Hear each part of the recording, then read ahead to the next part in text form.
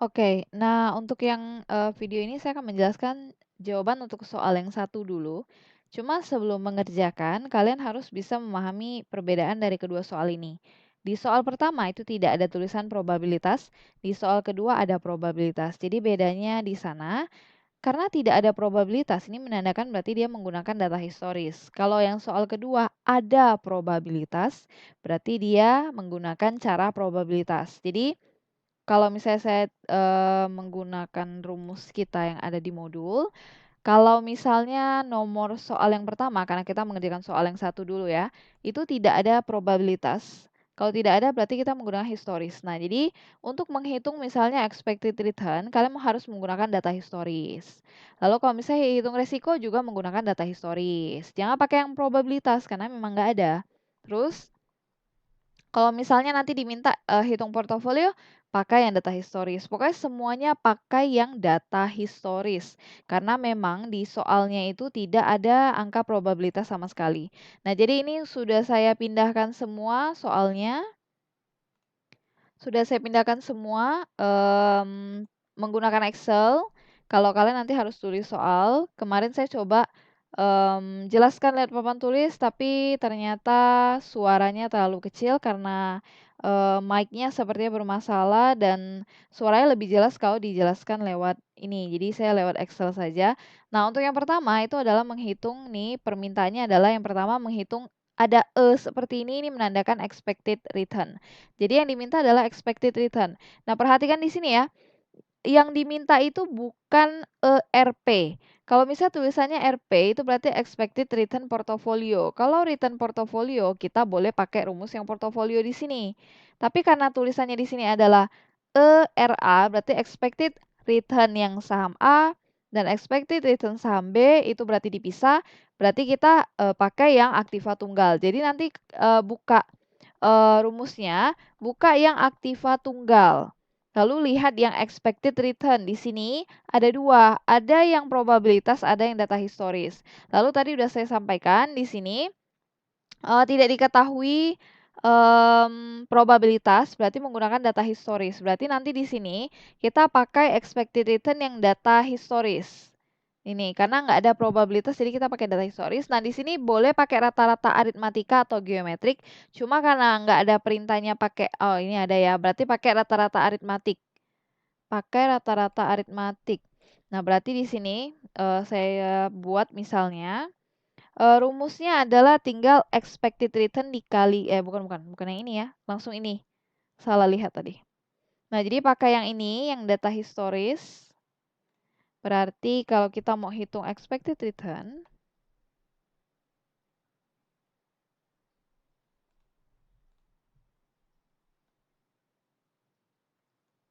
expected return saham yang A, itu tinggal dirata-ratakan aritmatik saja. Nah, untuk pakai Excel memang bisa langsung di-average-kan, cuma untuk di lembar jawaban itu harus diuraikan. Jadi uraikannya seperti ini. Nanti kalian tuliskan, ini 0,05, nanti tambahkan dengan 0,06, ini tambahkan semua, saya tuliskan dulu supaya lebih cepat. Nah, ini udah saya tuliskan, ini, tambah, tambah semuanya. Kalau aritmatik berarti langsung dibagi rata ya, ada 5 periode, berarti langsung dibagi dengan 5, gitu. Jadi, atau misalnya saya mau hitung lebih cepat, itu tinggal average, cuma kalau kalian nanti kerjanya di kertas ya. Average dari saham yang A. Oke, ketemunya ini adalah expected return yang A, lalu sekarang kita hitung expected return yang B. Nah, untuk yang B berarti juga sama, rumusnya berarti rata-rata juga kan. Ini kalian tambahkan semua terus dibagi dengan jumlah periode. Jadi 0,07 lalu ditambahkan dengan 0,05. Ini saya tuliskan semua dulu aja supaya lebih cepat. Nah, ini sudah saya ketikkan, ini tambah ini, tambah ini, tambah ini, tambah ini semua, lalu tinggal dibagikan dengan ada 5 data, jadi bagi 5.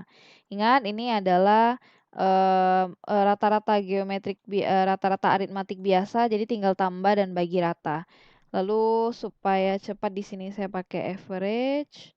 Tapi kalau kalian nanti, pakai kalkulator hitung aja. Kakak tingkat kalian itu dulu pernah dia udah siapkan semuanya.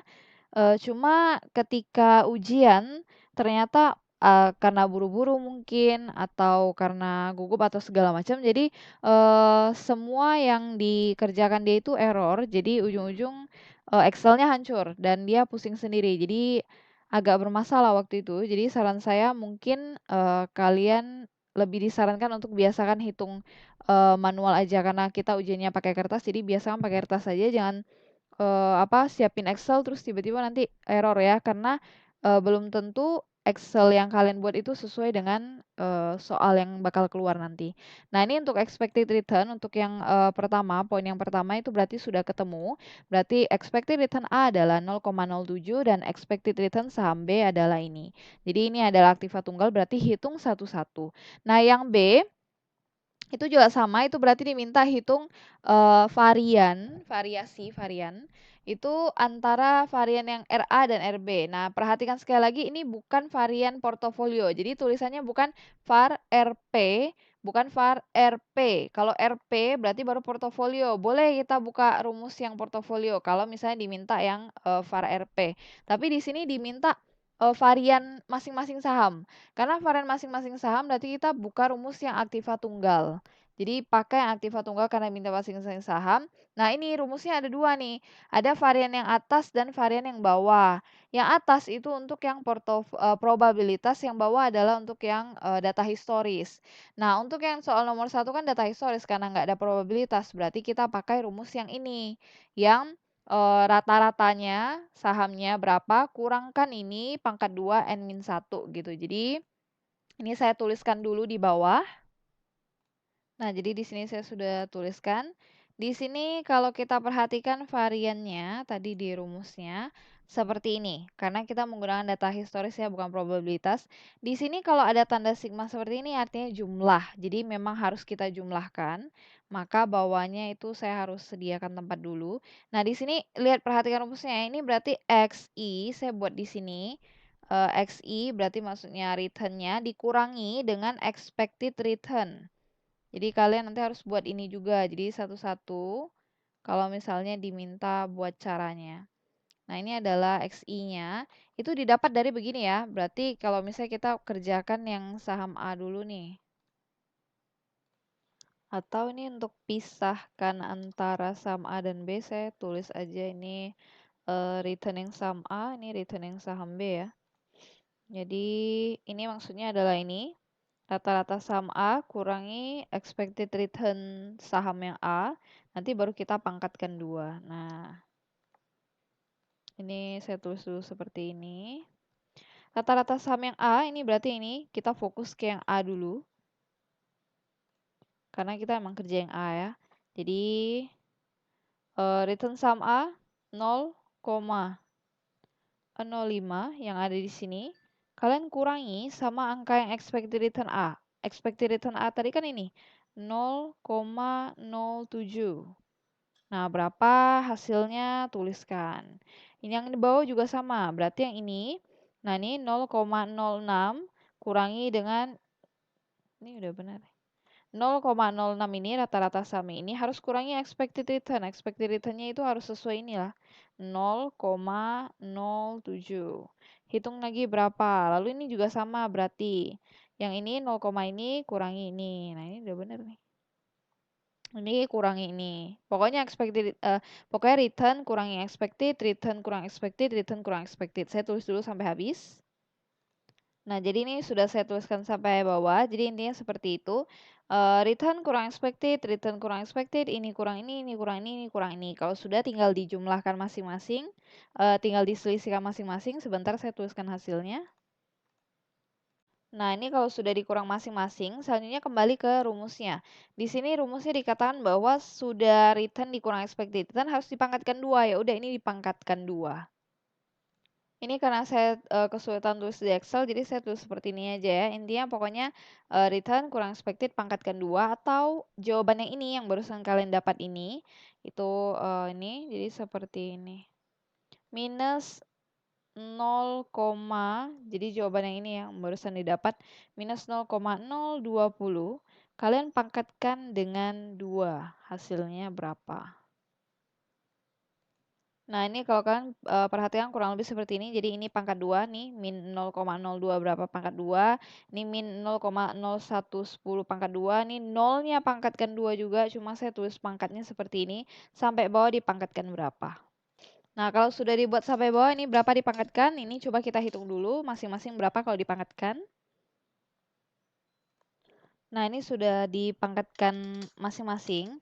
Jadi ini pangkat 2 dapat ini pangkat 2 dapat ini 0 pangkat 2 0, 0 ini pangkat 2 ini pangkat 2 ini. Nah, kalau sudah ikutin rumusnya. Sudah dapat hasil pangkat 2-nya, kalian jumlahkan semua baru bagi n-1. Jadi ini nanti semua dijumlahkan.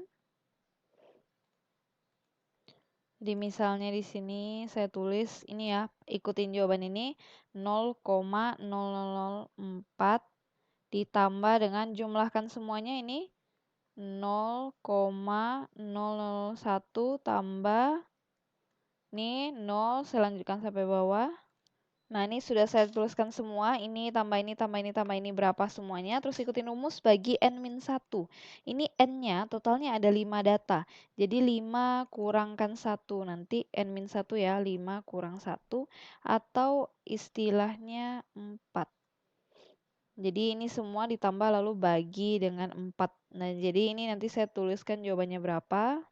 Oke, jadi ini saya udah coba tambahkan semua dan dibagi dengan 4 hasilnya 0,025. Berarti ini adalah varian yang return A. Karena yang varian pertama yang saham A sudah, kita akan lanjut varian yang B. Ini saya ganti warna dulu. Oke, nah jadi ini saya juga sudah sediakan kolomnya. Jadi kalau misalnya kita mau cari varian yang B, ya udah berarti rata-rata saham yang B kurangi dengan expected return yang B yang 0,06 ini, lalu nanti baru dipangkatkan 2. Jadi kalau misalnya di sini contoh saja beberapa. Jadi misalnya untuk yang pertama ini berarti 0,07. Nanti kalian kurangi dengan, ini kan returnnya, kurangi dengan expected return yang B yang 0,06. Lalu hasilnya berapa itu nanti diselisihkan. Jadi dihitung nanti berapa. Lalu untuk yang kedua berarti yang ini return yang ini ya. Tetap yang saham B juga yang kita gunakan berarti 0,05 kalian kurangi dengan expected return yang bawah 0,06. Pokoknya nanti semua dibuat sama. Jadi, ini hitung juga berapa, jadi ini nanti, yang ketiga berarti ini kurang ini, lalu ini kurang ini, pokoknya semuanya tentang yang B gitulah ya. Pokoknya semua pakai yang B karena kita sedang hitung yang B. Jadi ini saya tuliskan dulu sampai bawah. Nah, ini sudah saya tuliskan sampai di bawah, jadi ini kurang ini kurang ini, return-nya kurang expected, return kurang expected, return kurang expected. Kalau sudah tulis nanti tinggal dikurangi masing-masing saja. Nah, ini sudah saya selisihkan satu-satu, dapat hasilnya ini 0,01, min 0,01, selanjutnya. Nah, hasil dari tadi dikurang, pengurangannya, hasil dari pengurangannya itu nanti akan dipangkatkan 2. Jadi sama seperti cara sebelumnya. Jadi yang ini, itu nanti kalian 0,010 pangkatkan dengan 2. Jadi dipangkatkan dengan 2.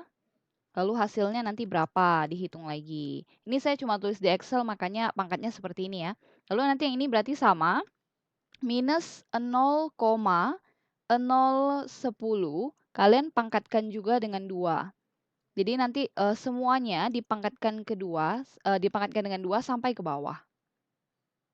Nah, jadi seperti ini pangkat 2, hasilnya dipangkatkan 2, lalu nanti tinggal ditulis hasilnya di belakang.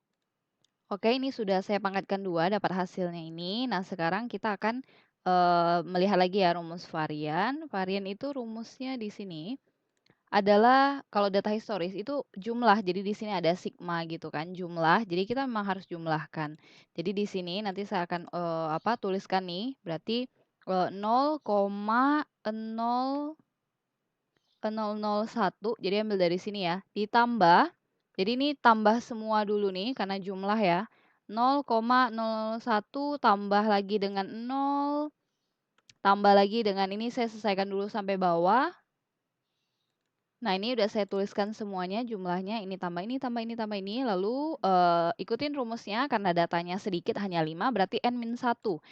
Periodenya kita itu menggunakan 5 tahun, berarti 5 dikurang 1 atau hasilnya 4. Nah, tinggal, jumlahkan terus bagi rata aja, ini saya coba dulu jumlahkan. Nah, setelah saya tambahkan dan saya bagi dengan 4, dapatnya hasilnya ini. Nah, ini adalah hasil dari berarti variannya untuk saham yang B. Nah, berarti untuk yang B ini kita udah beres, sekarang kita tinggal cari ini, standar deviasi.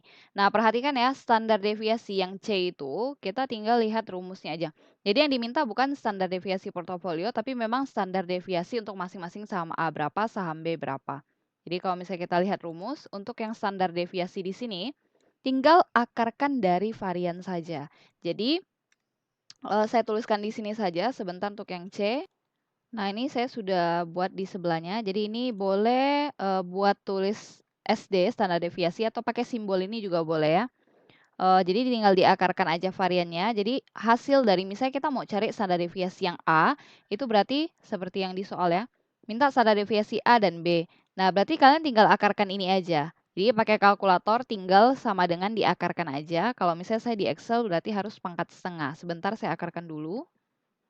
Nah, ini setelah saya akarkan, jadi tinggal akar dari 0,0025, setelah diakarkan dapatnya hasilnya ini, nanti kalian coba aja. Lalu yang ini juga sama, akarkan dari ini, jadi akar dari 0,001, hasilnya dapatnya ini. Jadi ini adalah nilai dari standar deviasi untuk poin yang C. Sekarang kita tinggal hitung yang D, itu kovarian. Sebentar saya buat dulu di bawahnya. Oke, untuk memudahkan saya, ini A, B, C-nya saya geser ke bawah dulu. Kita fokus ke menghitung kovarian dulu. Nah, di sini untuk menghitung kovarian, itu kalau di rumusnya itu ada dua. Pertama, kovarian yang dihitung dengan probabilitas. Yang kedua adalah kovarian yang dihitung dengan data historis. Nah, karena soal ini yang pertama itu nggak ada probabilitasnya, berarti kan otomatis kita pakai data historis. Berarti kita pakai rumus ini. Jadi kalau kalian perhatikan di rumus ini, sama dia buat butuh jumlah juga. Jadi kita perlu tambahkan, perhitungan lagi di tabel kita. Caranya adalah return dikurangi dengan expected return. Jadi pakai yang ini tadi, return dikurangi dengan expected return berapa hasilnya. Nah, ini kan kita udah hitung yang saham A, berarti yang ini udah selesai ya. Yang ini, itu didapat dari yang sebelah sini. Jadi saya kasih warna, itu saya kasih warna, kuning. Lalu untuk yang ini, yang return dikurangi dengan expected return yang B, itu adalah yang barusan kita hitung juga yang ini. Saya beri warna biru. Nah, ini udah dihitung, terus tinggal dikali aja. Jadi hasil dari ini kalikan dengan hasil dari ini. Dijumlahkan lalu dibagi dengan N atau N-1. Jadi nanti untuk tabelnya saya tambahkan lagi sebentar. Nah, jadi ini karena kita mau cari kovarian, jadi yang data historis ini saya sudah buat tambahan di sini. Kolom untuk yang return sum A kurang expected return sum A, lalu dikalikan dengan return sum B kurang expected return sum B.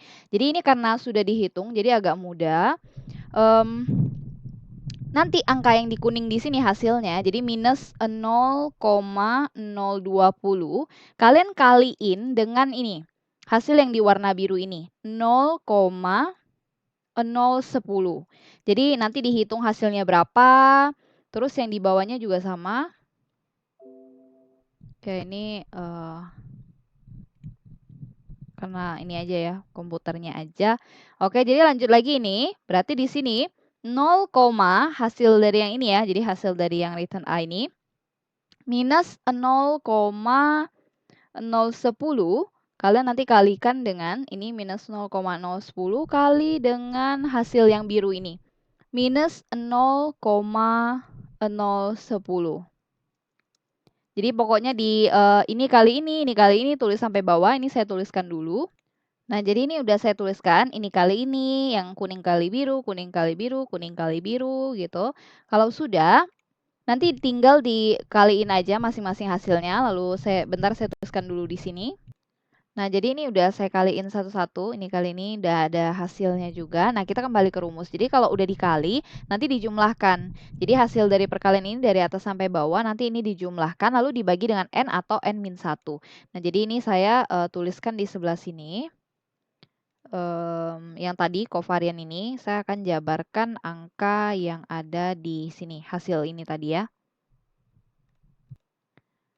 Jadi ini berarti minus 0,000 ini ya, 0,002. Nanti kalian tambahkan dengan hasil dari ini 0,0001. Lalu nanti ditambahkan lagi dengan 0. Lalu tambahkan sampai bawah, saya tuliskan dulu. Nah, ini sudah saya tuliskan semua. Jadi hasil dari ini tambah ini tambah ini tambah ini tambah ini nanti dibagiin dengan N atau N-1. Nah, di sini udah saya sampaikan karena datanya cuma 5 periode. Karena cuma 5 berarti termasuk data kecil karena dia di bawah dari 30. Jadi gunakan N-1. Sama kalau gunakan N-1 ini datanya ada 5. Jadi 5 kurang 1.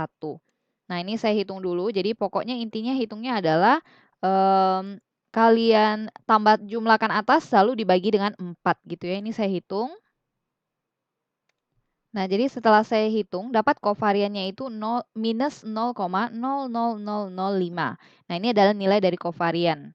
Jadi kita kembali lagi ke soalnya. Untuk yang D itu sudah didapat gitu. Jadi A, B, C, D sudah aman. Nah, sekarang bentar. Ini ya, A, B, C, D sudah dapat. Nah, sekarang kita lanjut ke soal yang ini. Jika investor menanamkan uangnya 50% pada saham A dan 50% pada saham B, nah ini baru cari standar deviasi portofolio, return portofolio, dan yang ini, koefisien korelasi. Nah, karena ini semua yang dicari adalah portofolio, jadi pertama ya, standar deviasi portofolio, kita akan buka rumus yang portofolio. Jadi nah, yang ini minta standar deviasi portofolio, berarti yang ini. Untuk mencari standar deviasi seperti biasa akar dari varian, kita harus cari varian portofolio. Jadi kalau misalnya saya buatnya seperti ini ya. Nah, di soalnya minta itu standar deviasi portofolio. Jadi ini simbol dari standar deviasi portofolio nih. Kalau mau cari standar deviasi, ini adalah rumus yang ada portofolionya. Kalau mau cari standar deviasi, itu berarti harus pakai varian portofolio. Ini rumusnya. Gitu. Jadi ini saya coba kita ikuti rumusnya. Saya tuliskan dulu di sini. Nah, jadi ini udah saya rapikan. Sekarang kita lanjut ke yang E. Lalu di sini saya udah tuliskan juga untuk yang ini kita kembali ke soal bentar. Nah, ini 50% pada saham A dan 50% pada saham B. Jadi kita perhatikan rumusnya di sini untuk yang varian portofolio ini ya.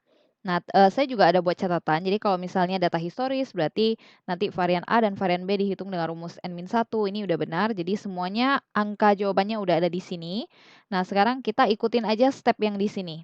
Jadi untuk mencari varian portofolionya saya ikuti langkah yang di sini. Di sini tulisannya A pangkat 2. A pangkat 2 itu berarti adalah proporsi sahamnya pangkat 2. Jadi di sini saya tuliskan itu A pangkat 2. Di sini saham A itu kan 50%. Nah, jadi 50% pangkat 2. 50% kalian pangkatkan dengan 2. Pangkatkan 2. Ini saya tulis dalam bentuk Excel. Jadi mungkin pangkatnya pokoknya saya tulisnya seperti ini. Lalu nanti dikalikan dengan varian A, varian yang saham A. Jadi ikuti di sini ya stepnya ya. Jadi A pangkat 2 ini adalah persentase berapa kepemilikannya pangkatkan 2. Lalu nanti kalikan dengan varian yang saham A. Jadi ini nanti saya kalikan dengan varian saham A. Ini nilai varian saham A itu ada di sini. Varian saham A itu 0,0025. Jadi saya kalikan dengan itu 0,00025. Lalu setelah itu, nah ini harus diperhatikan ya. Kalau di matematika, ini agak hati-hati kalau kalian tekan kalkulator. Ini harus dikalikan dulu. Jadi yang 50% dengan 0,0025 ini harus kalian kalikan dulu. Jadi hitung hasilnya berapa. Jadi mungkin kalau supaya lebih aman, itu saya buatnya pakai kurung saja. Ini karena Excel jadi kelihatannya kurungnya banyak ya. Nah ini yang pertama. Selanjutnya kita hitung yang ini. Jadi nanti harus ditambah dengan, jadi akan ditambah dengan, nah tambahnya ini saya bold aja supaya kelihatan bedanya. Nah ditambah dengan ini, B pangkat 2, jadi yang ini kan udah beres tadi yang A ya. Sekarang yang ini, itu B pangkat 2, berarti persentase saham B-nya berapa persen di sini? Saham B-nya 50% juga, berarti B pangkat 2, belinya tadi 50% juga. 50% nanti kalian pangkatkan dengan 2 juga. Ini kalau saya buat di Excel kelihatannya seperti ini. Lalu nanti dikalikan dengan varian sahamnya B. Jadi nanti ini dikalikan dengan varian sahamnya B. Nah, varian saham B itu ada di yang nomor B juga nih, variannya 0,001. Jadi saya tinggal ambil di sini yang varian saham B ini 0,001. Nah, kalau sudah ini nanti dikali juga, kalikan di sini. Nah, kalau udah nanti kita tambahkan lagi. Tambahkannya juga saya berikan bold juga biar kelihatan bedanya. Nah, step yang ketiga adalah kita akan menambahkan dengan ini. Jadi yang A sudah beres dikalikan di sini ya, yang A ini. Lalu yang B ini dikalikan juga yang B ini. Lalu kita cari yang ini, 2 kali A kali B kali kovarian. Ya, 2 kali A kali B kali kovarian. Jadi di sini saya buat juga 2 kalikan dengan A itu berarti persentase kepemilikan saham A 50%, kali 50%, lalu dikaliin lagi sama B. B itu berarti sahamnya 50% juga, kaliin juga dengan 50% saham B, lalu dikaliin sama di sini tulisannya kovarian. Nah, kovarian kan udah dihitung tadi di nomor D, yaitu minus 0, jadi saya tulis minus 0,0000, jadi 1, 2, 3, 4, jadi nolnya ada 4, 5. Ini kovarian, pokoknya ambil angkanya dari sini. Varian ambil dari sini, varian ambil dari sini, kovarian ambil dari sini. Nah, kalau udah, berarti kita tinggal masing-masing dikaliin aja. Jadi kalau kalian perhatikan di rumusnya di sini, ada 3 pengelompokan yang harus kita kerjakan. Jadi kalian pertama coba kalikan yang depan dulu ini. Saya kasih warna merah misalnya. Tar di sini. Nah, ini saya kasih warna merah. Lalu yang kedua, ini pengelompokan yang B ini, saya coba kalian hitung yang B juga. Ini saya coba kasih warna yang lain, misalnya warna oranye. Nah, yang terakhir adalah yang ini, yang ada kovarian-kovariannya ini. Ini kenapa saya buat tanda seperti ini biar tidak salah hitung ya, saya kasih warna hijau. Nah, jadi ini ada 3 pengelompokan yang harus kalian hitung masing-masing. Jadi kalian hitung, kalau udah dihitung masing-masing baru kalian jumlahkan. Nanti ketemulah nilai dari variannya. Jadi ini saya coba hitung dulu ya pakai Excel. Nah, ini udah saya kali masing-masing, yang merah saya kaliin dapatnya nih 0, ini, yang oranye saya kaliin dapatnya ini, yang hijau saya kaliin dapatnya ini. Nah, sekarang tinggal ditambah-tambahkan saja ketiga jawaban ini. Jadi yang hasil ini nanti kalian tambahkan dengan yang ini, lalu ditambahkan lagi dengan yang ini, kita lihat hasilnya berapa. Nah, ini adalah nilai dari varian atau return portofolionya. Nah, kalau misalnya udah dapat varian dari portofolionya, berarti kita udah bisa cari standar deviasi karena yang E diminta standar deviasi. Standar deviasi itu seperti ini, jadi diakarkan saja dari varian. Cara menghitung standar deviasi ya di sini, akar dari varian. Jadi jawaban ini nanti tinggal diakarkan aja. Bentar saya tuliskan dulu standar deviasinya. Nah, jadi ini sudah saya tuliskan untuk mencari standar deviasi, kalian akarkan dari variannya. Jadi akarkan aja hasil dari ini, yang saya bold ini. Jadi hasilnya kalau sudah diakarkan akan menjadi, nah ini sudah dihitung, jadi kalau misalnya diakarkan dapatnya ini, dan kalau diubah ke persen jadi 0,79%. Jadi untuk standar deviasi portofolio atau resiko dari portofolio yang harus dihadapi portofolio ini adalah 0,79. Nah, kalau kalian perhatikan, ini cara membaca hasil dari perhitungan. Kalau dilihat standar deviasi masing-masing saham atau resiko, jadi kalau kalian menggunakan 100% uang kalian untuk membeli saham A, maka kalian akan menghadapi resiko sampai 1,58%. Jadi hampir 2% resiko yang harus kalian hadapi. Atau kalau misalnya kalian menggunakan 100% uang kalian di saham yang B, maka kalian akan menghadapi resiko sampai 1%. Tapi kalau misalnya kalian gabungkan, kalian belikan 50% di saham A dan 50% di saham B, jadi dibagi dua istilahnya ya, uang kalian untuk masing-masing saham A dan saham B, resikonya menjadi lebih kecil. Jadi tinggal 0,79%. Jadi sebenarnya tujuan dari portofolio adalah untuk meminimalkan resiko. Resikonya diukur dengan varian dan standar deviasi. Nah, yang E sudah selesai, berarti kita lanjut yang ke F. F ini mencari return dari portofolio. Return dari portofolio itu tidak sulit. Jadi di sini sama kita buka rumus yang portofolio lalu kita hitung returnnya. Jadi intinya sebenarnya ini aja. gitu. Jadi kalian tinggal cari berapa nilai dari A dikali dengan return-nya saham A dan berapa proporsi dari yang B. Karena ini 50-50%, ya udah 50% kali return yang A dan 50% kali return yang B. Saya siapkan dulu penulisannya di sini. Nah, ini kita ikutin yang rumus ini ya. A di sini A berarti kita ambil dari nilai ini 50% saham A. 50% saham A, nanti kalian kaliin dengan return-nya saham A. Nah, return-nya pakai yang expected return yang udah kalian hitung di awal. Expected return-nya A itu 0,070. Jadi saya tulis kalikan dengan 0,070. Ini untuk yang saham yang A. Terus nanti kalau sudah selesai, nanti kalian tambahkan dengan hasil kalinya. Ini yang B berarti persentase kepemilikan saham yang B itu 50% juga. Jadi 50% kalikan dengan kalikan dengan return saham yang B. Jadi kita lihat lagi di atas return saham yang B. Itu ini 0,060. Jadi tulis di sini kali 0,060. Nah, kalau udah nanti tinggal hitung kaliin masing-masing terus dapatkanlah hasil return-nya berapa. Nah, di sini saya sudah coba kalikan 50% dikali 0,07 dapat 0,035. Ini juga sama 50% kali 0,060 dapatnya 0,03. Jadi tinggal ditambahin aja sesuai rumusnya. Saya tambahkan ini tambah ini. Lalu hasilnya dapat 0,065. Atau misalnya kalau misalnya ya kita ubah ke persentase, ubah ke persen. Nilai return dari portofolio kita itu sebesar 6,5%. Nah, jadi kalau misalnya kita bandingkan di awal-awal yang di sini, ini kalau misalnya kita ubah ke persen juga ya, sebentar saya ubah ke persen dulu. Nah, jadi kalau misalnya kita bandingkan dengan yang di ini, kalau misalnya kalian menggunakan 100% uang kalian untuk beli saham A, maka kalian memang akan mendapat return sebesar 7%. Jadi ibaratnya untungnya 7%. Jadi kurang lebih suku bunga deposito dulu ya sebelum Covid.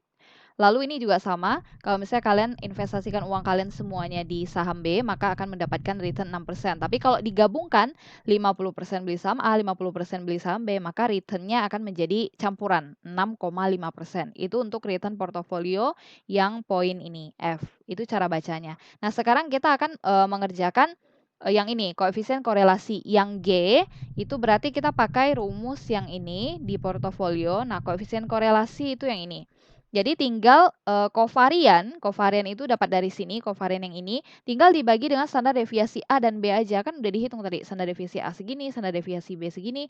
Jadi saya tuliskan dulu di bawah supaya lebih jelas.